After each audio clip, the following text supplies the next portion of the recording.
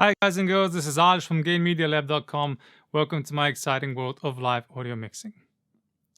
I've been getting emails from students of mine asking me how to adapt their front of house mixes for broadcast, especially for churches that are now providing their services online. In this video, let's tackle that. Let's go.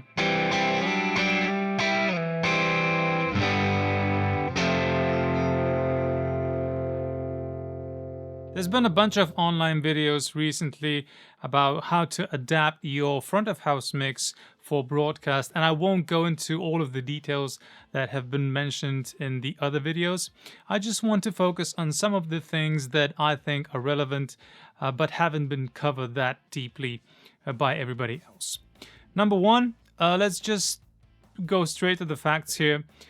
If you're still providing service for people inside your church, I think right now, I'm recording this on March 26th, you should consider not doing that anymore. Everybody has to do their part in preventing this virus from spreading.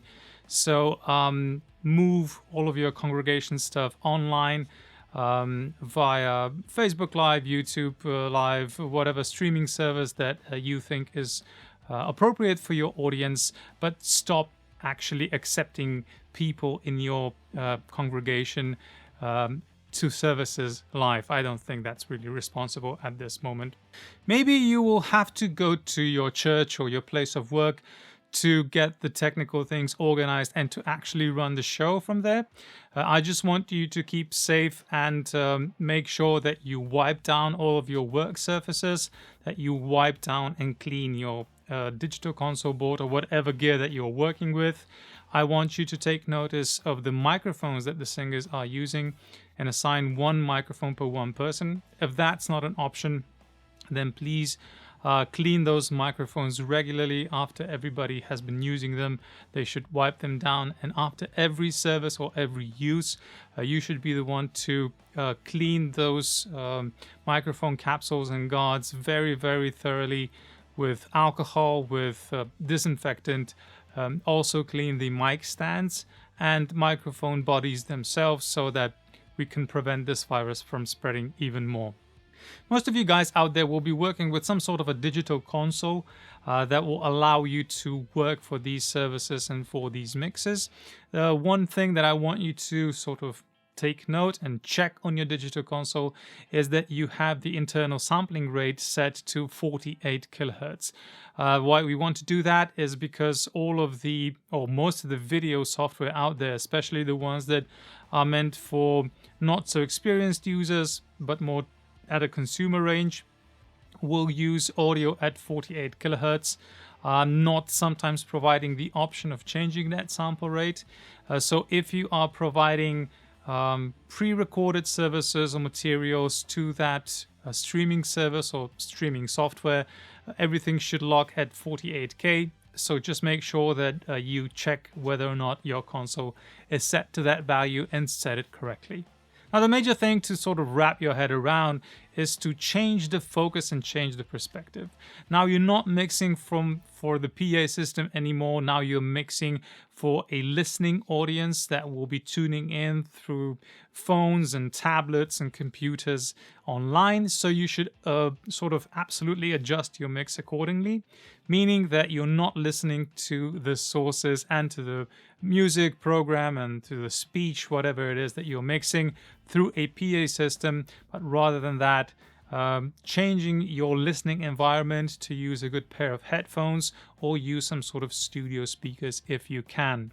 A lot of the times you have the option of either going back and re-listening to your work or using virtual Soundcheck to prepare your material in advance.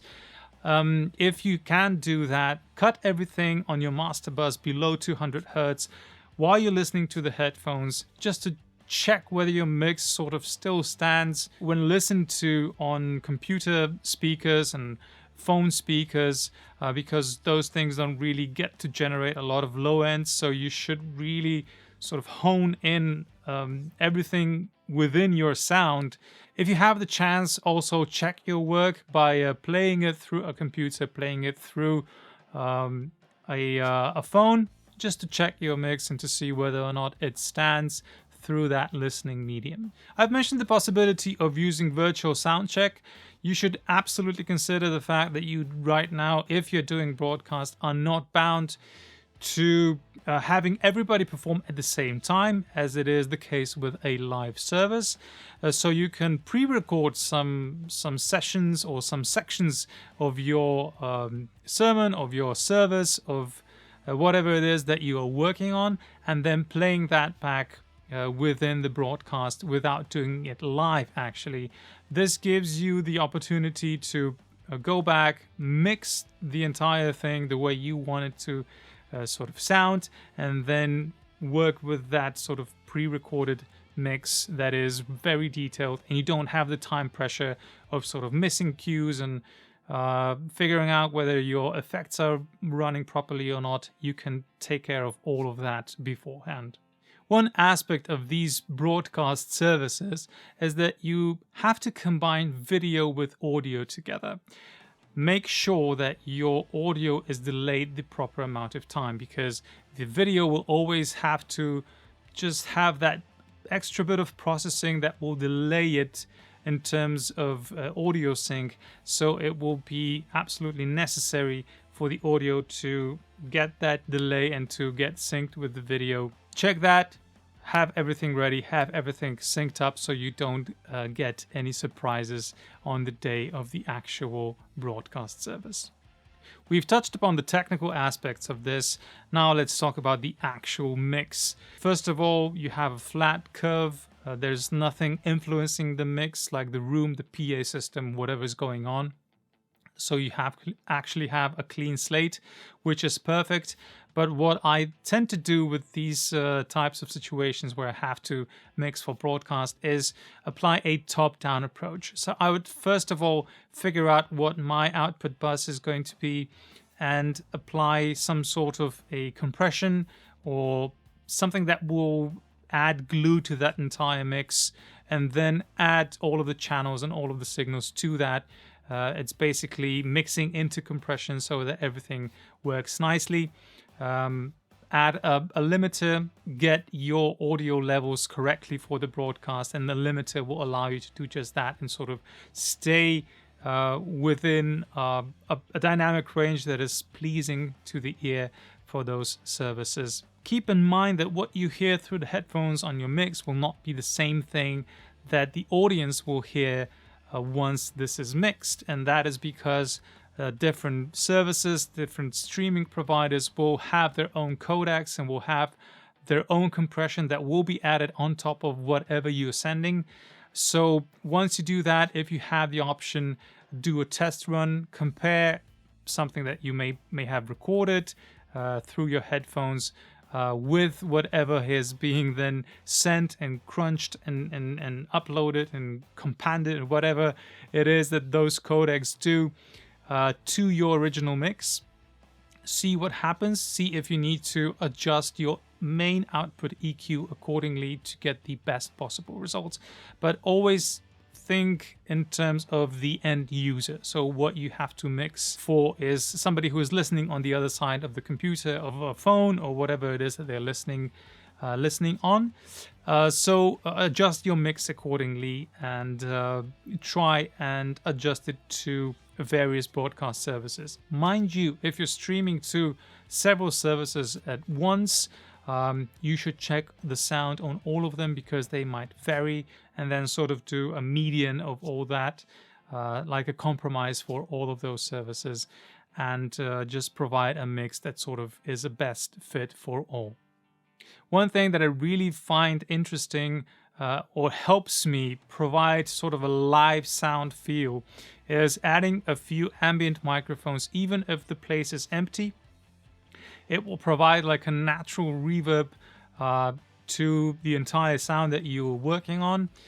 You can compress those ambient microphones really heavily, and you can EQ them, sort of removing the low end and the high end, and using that as a sort of natural reverb to whatever it is that you're mixing. You might want to raise that for music and lower that for speech, just that you have a bit more intelligibility while somebody is speaking, but have a bit more oomph and ambience while the band is playing, while there is music on, and so on. So those ambient microphones can really be lifesavers when you do your services. I hope these tips will help you mix your next service even better. If you like this video, then don't forget to subscribe and share it. If you want more content, please check out gainmedialab.com. Don't forget, I have an online course which I have made free until April 6th. So feel free to check it out. Feel free to join.